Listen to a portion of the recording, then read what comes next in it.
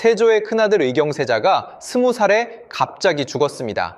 쌓이는 현덕왕후의 저주라는 이야기 다들 한 번쯤 들어보셨을 거예요. 세조가 단종을 죽인 죄로 단종 어머니 홀령이 세조 아들을 데려갔다는 거죠. 드라마에서도 늘 그렇게 나오고 사극에서 단골로 쓰는 설정이에요. 어느 날 밤 세조 꿈에 흰 소복을 입은 여인이 나타나서 네가 내 아들을 죽였으니 나도 네 아들을 데려가겠다 이렇게 외쳤다는 거예요. 그 다음날 의경세자가 죽었다는 이야기로 마무리됩니다. 근데 이 이야기에 진짜 이상한 게 하나 있어요. 의경세자가 죽었을 때 단종은 아직 살아 있었거든요. 정확히는 의경세자가 1457년 9월 2일에 죽었고 단종은 그로부터 한 달 뒤인 10월에 죽었어요. 그러니까 단종이 죽기 한 달 전에 세조 아들이 먼저 죽은 거예요. 시간 순서가 정반대인 거죠. 여기서 이상하지 않으세요? 어떻게 단종이 죽기도 전부터 단종 어머니가 단종 복수로 세조 아들을 죽일 수 있었을까요? 자기 아들이 멀쩡히 살아있는데 그 아들 복수를 한다는 게 시간상 말이 안 되잖아요. 그러니까 이건 저주가 아니에요. 누군가 사후에 끼워 맞춘 이야기죠. 그럼 진짜 의경세자는 왜 죽었을까요? 오늘 그 이야기를 1457년 그 한 해의 사료를 따라가면서 같이 풀어보려고 합니다. 1457년이라는 한 해를 보면 조선 왕실에 죽음이 너무 많이 몰려 있어요. 4개월 안에 3개의 큰 사건이 연달아 터집니다. 같이 시간표로 보시죠. 첫 번째는 1457년 6월, 세조가 이미 죽은 사람 한 명을 다시 폐위시켜요. 단종의 어머니 현덕왕후예요. 1441년에 단종을 낳고 며칠 만에 죽었던 사람을 16년이 지난 시점에 다시 폐서인으로 끌어내립니다. 거기다 무덤까지 파헤쳐서 시신을 안산 바닷가에 옮겨버려요. 소릉파묘라고 부르는 사건이에요. 두 번째는 1457년 9월 2일, 세조의 큰아들 의경세자가 동궁에서 갑자기 죽습니다. 향년 20살. 세 번째는 한 달 뒤인 1457년 10월, 강원도 영월에 유배가 있던 단종이 죽어요. 17살이었습니다. 6월에 죽은 어머니를 다시 폐위시키고 9월에 큰아들이 죽고 10월에 사촌 조카까지 죽는 거예요. 이게 우연일까요? 아니면 누군가 만든 순서일까요? 통념은 이걸 저주의 시작이라고 부릅니다. 단종 어머니 홀령이 세조 일가의 비극을 가져왔다는 거죠. 근데 우리는 시간순으로 다시 따라가 볼 거예요. 6월의 파묘부터 9월의 의경세자 죽음까지 정확히 3개월. 그 3개월 사이에 세조의 큰아들이 어떻게 무너졌는지 사료가 말하는 진짜 그림을 짚어드릴게요. 의경세자 본명은 이장이에요. 1438년생 세조와 정의왕후 윤씨 사이에서 태어난 첫째 아들입니다. 그러니까 세종한테는 손자예요. 세종이 1450년에 죽었으니까 의경세자는 12살까지 할아버지 세종 옆에서 자란 셈이죠. 어릴 때 받은 교육이 거의 세종 라인이에요. 학문 좋아하고 시 잘 쓰고 조용한 성격. 채널에서 다뤘던 세종의 자식 18명 영상 기억나시죠? 그 손자 세대로 넘어온 첫 인물이 이 의경세자입니다. 1450년에 도원군으로 책봉됐어요. 그땐 평범한 종친이었죠. 아버지 수양대군은 그냥 왕의 둘째 동생이었고 의경세자는 그 둘째 동생의 첫째 아들, 왕위 근처에도 없었어요. 그런데 그 자리가 1455년에 통째로 바뀝니다. 아버지가 왕이 됐거든요. 세조 즉위 그날 의경세자도 자동으로 세자가 됩니다. 그때 나이 18살. 세자 책봉을 받았는데 그 자리는 원래 누구 자리였냐? 사촌형 단종 자리였어요. 부인은 한왁의 딸 한씨, 우리가 나중에 인수대비라고 부르게 되는 사람이에요. 둘 사이에 아들이 둘 있었습니다. 첫째가 월산대군, 둘째가 제울산군, 둘째가 13년 뒤에 왕이 돼요. 그게 성종입니다. 그러니까 의경세자는 아버지가 세조, 동생이 예종, 아들이 성종이에요. 조선 왕실 한가운데에 끼어있는 인물인데 정작 자기는 왕이 못 됐어요. 죽은 뒤에 덕종으로 추존됐을 뿐이죠. 왜 못 됐는지가 오늘의 진짜 질문입니다. 그리고 사촌 관계도 정리하고 가요. 단종은 의경세자의 사촌형이에요. 세종아들 문종의 아들이 단종, 세종아들 수양대군의 아들이 의경세자. 둘 다 세종의 손자. 사촌형이 자기 아버지 손에 왕좌에서 끌려 내려왔어요. 의경세자 입장에서 이게 무슨 의미였을까요? 그 답이 1457년 그 해의 행동에서 나옵니다. 시계를 잠깐 1453년 10월로 돌려볼게요. 계유정난이 일어나던 그 밤이에요. 수양대군이 김종서 집에 가서 김종서를 죽인 그날, 그때 의경세자가 몇 살이었냐? 16살이었어요. 사촌형 단종은 13살. 김종서가 죽고 그 다음 날부터 한양 정치판이 통째로 뒤집힙니다. 아버지가 영의정이 되고 권력의 진짜 주인이 됐어요. 의경세자는 그 광경을 16살 눈으로 다 본 거예요. 그리고 1455년 윤유월, 세조가 단종한테 양위를 받습니다. 양위라고 적혀 있지만 실제로는 끌어내린 거죠. 단종은 상왕으로 물러나고 세조가 왕이 됩니다. 이때 의경세자가 18살, 아버지가 왕이 되는 그 자리에서 자동으로 세자가 돼요. 책봉식이 경복궁 근정전에서 열렸습니다. 여기서 한번 생각해 보세요. 의경세자가 그 책봉식에서 무슨 생각을 했을까요? 그 세자 자리가 원래 누구 자리였는지 너무 잘 알고 있었거든요. 사촌형 단종이 1년 전까지 왕이었고 그 단종은 지금 산왕 자리에 앉아 있어요. 의경세자가 받은 세자 자리는 사촌형의 그림자가 짙게 깔린 자리였습니다. 학문 좋아하고 조용한 성격이라는 의경세자가 그 자리에 앉으면서 마음이 편했을 리가 없죠. 사료가 직접 그렇게 적진 않았지만 그 다음에 일어난 일들이 그걸 말해줍니다. 1456년에 사육신 사건이 터집니다. 성산문, 박팽령 같은 신하들이 단종을 다시 왕으로 세우려다가 발각돼서 처형됐어요. 의경세자는 이 사건을 가까이에서 봤습니다. 자기가 앉은 세자 자리를 거부하는 신하들이 죽어나가는 걸 본 거예요. 그리고 1457년 6월 또 한 번의 단종 복위 시도가 일어납니다. 이번엔 작은아버지 금성대군이 주도해요. 금성대군 영상에서 다뤘던 그 사건이에요. 이번에도 발각됐고 금성대군은 안동으로 유배됐다가 사약을 받습니다. 그 두 번째 복위 시도가 일어난 직후 세조가 결단을 내려요. 이번엔 단종을 그냥 둘 수 없다고. 그래서 6월에 단종 어머니 현덕왕후를 폐위시키고 능을 파헤칩니다. 그게 소릉파묘예요. 단종을 죽일 명분을 만들려고 그 어머니부터 죽은 사람을 다시 죄인으로 만든 거죠.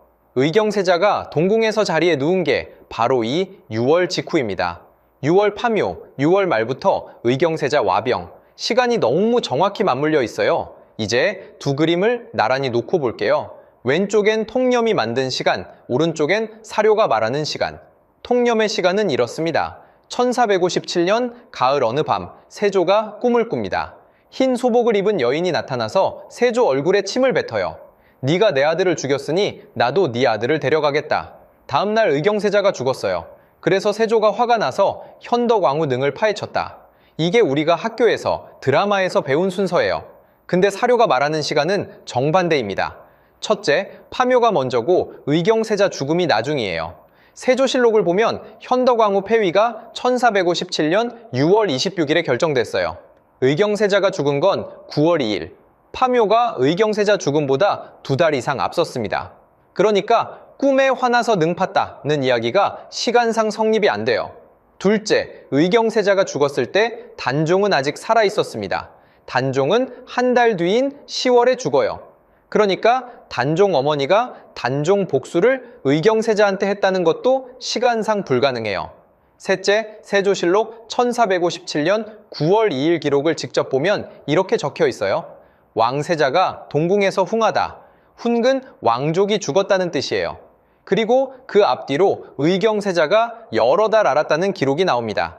6월부터 점점 식음을 전폐하고 잠을 못 자고 헛것을 본다는 말까지 나와요. 세조가 명의들을 다 불러서 약을 짓게 했지만 듣지 않았다.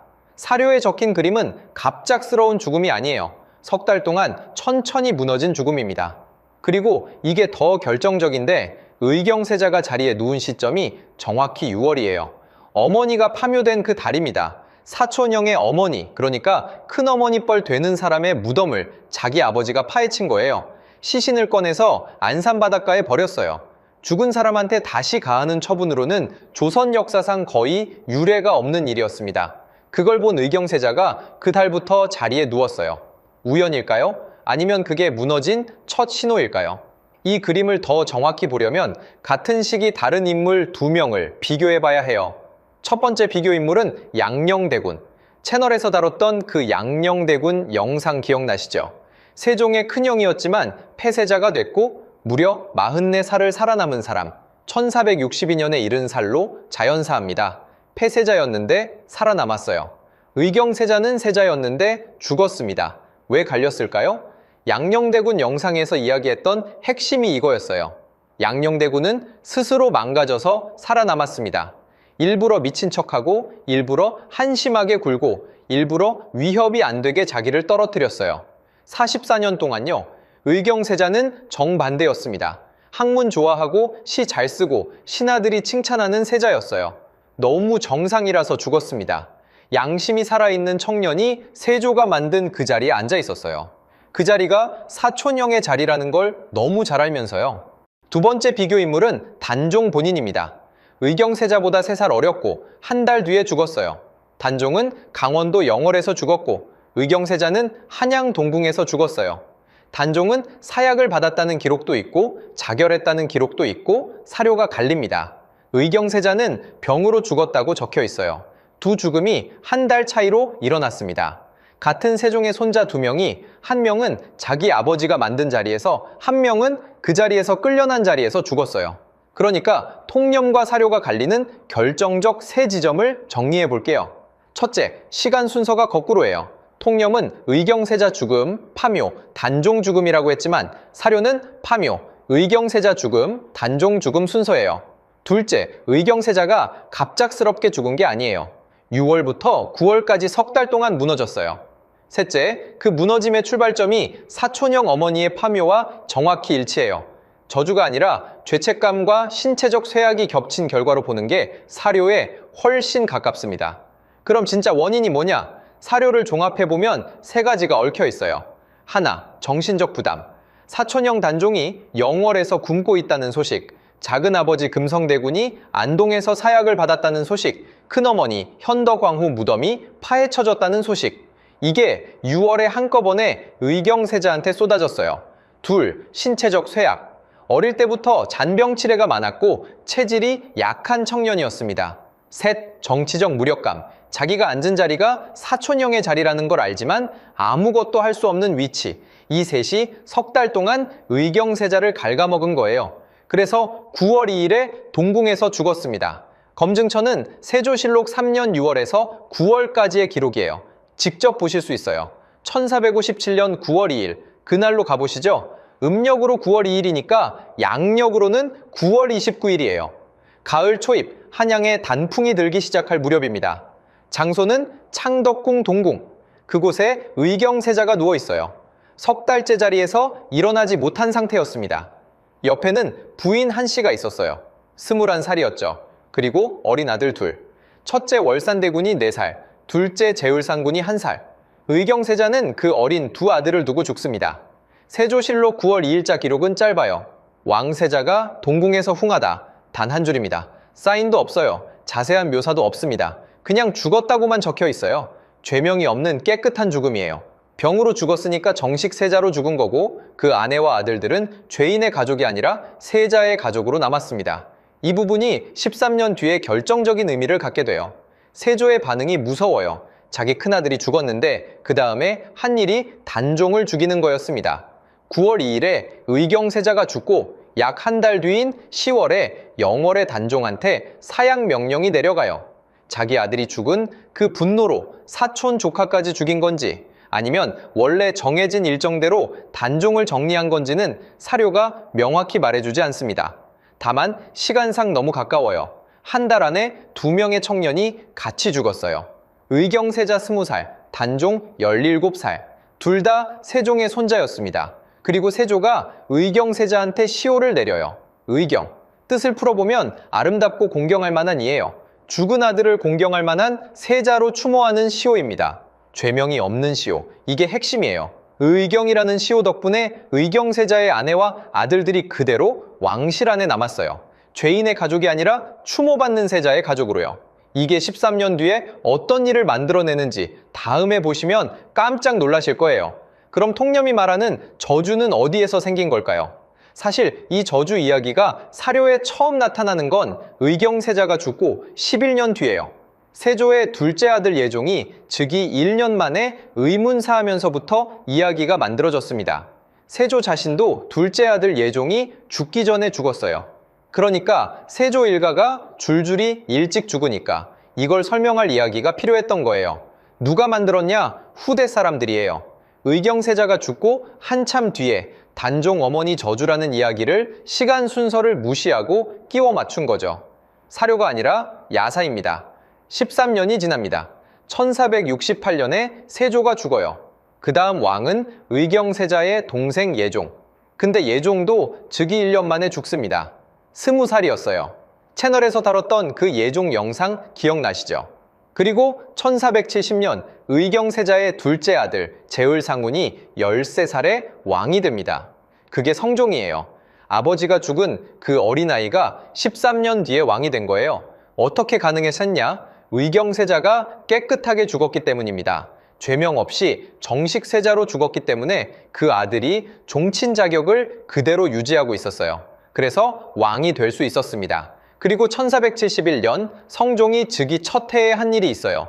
죽은 아버지 의경세자를 덕종으로 추존한 겁니다. 살아서 왕이 되지 못한 아버지를 죽은 뒤 14년 만에 왕으로 만든 거예요. 그리고 어머니 한씨한테는 인수대비라는 자리를 줍니다. 의경세자의 죽음이 깨끗했기 때문에 가능한 일이었어요.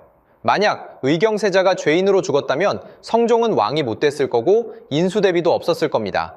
조선 후기 왕실 권력의 큰 줄기가 이 한 사람의 깨끗한 죽음 위에서 시작돼요. 그러니까 의경세자의 죽음은 단순한 비극이 아니에요. 한 청년이 무너지는 동안 만들어진 깨끗한 시신이 13년 뒤에 새로운 왕을 만들어낸 출발점이었습니다.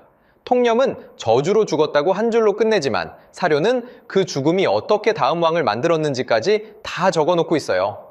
우리가 봐야 할 건 한 줄짜리 야사가 아니라 그 사이에 있는 14년의 시간입니다. 처음으로 돌아가 볼게요. 의경세자는 20살에 죽었습니다. 통념은 현덕왕후의 저주라고 했어요. 근데 사료는 다른 그림을 보여줍니다. 단종 어머니 무덤이 파헤쳐진 그 달부터 무너지기 시작한 한 청년이 있었어요. 사촌형이 영월에서 죽어가는 걸 알면서도 아무것도 못하는 자리에 앉아있던 청년. 그 청년이 석 달을 버티다가 9월 2일에 동궁에서 죽었습니다. 저주가 아니에요. 세조가 만든 세상에서 양심이 살아있는 청년이 무너진 거예요. 권력의 첫 희생자는 종종 그 권력의 아들입니다. 의경세자가 죽은 지 14년 뒤 그의 둘째 아들이 왕이 됐어요. 그리고 부인 한씨는 조선 왕실에서 가장 강한 여성 중 한 명이 됩니다. 그게 인수대비예요. 그 인수대비가 어떻게 30년 동안 조선 왕실을 움직였는지 그 이야기는 다음 영상에서 따로 보여드릴게요. 의경세자가 깨끗하게 죽지 않았다면 인수대비도 없었습니다. 이 두 사람의 이야기는 한 세트예요. 다음 영상도 기대해주세요. 오늘 영상이 도움이 되셨다면 구독, 좋아요, 알림 설정 부탁드려요. 그리고 댓글로 의견 남겨주시면 다음 영상에 반영하겠습니다. 단종 시리즈 못 보신 분은 채널 재생 목록에서 단종, 경혜공주, 양녕대군, 금성대군, 김시습 영상 순서대로 보시면 오늘 이야기가 훨씬 더 잘 이어집니다. 1457년 그 한 해를 여러 인물의 눈으로 다시 보시게 될 거예요. 끝까지 봐주셔서 고맙습니다.